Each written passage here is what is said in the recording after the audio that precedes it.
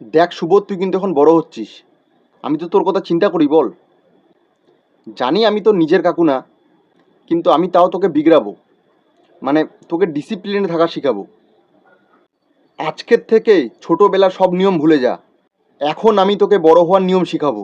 আগে বাড়িতে আত্মীয় আসলে পা ছুঁয়ে যে প্রণাম করার একটা নিয়ম ছিল, তুই এখন থেকে ওইটা আর মানবি না।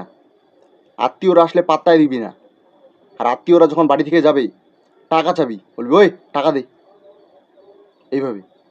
মা বাবার কোনো রকম কথা শুনবি না। তুই এখন বড় হয়ে গেছিস, নিজের কথা শুনবি।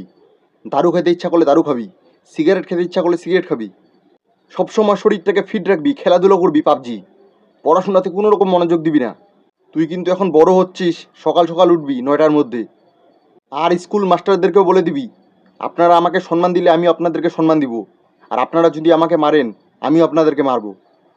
কাউকে পরোয়া করবি না, ঘাটতেরা হবি। বাঘের মতন জীবনটাকে রাখবি, বাঘের মতন।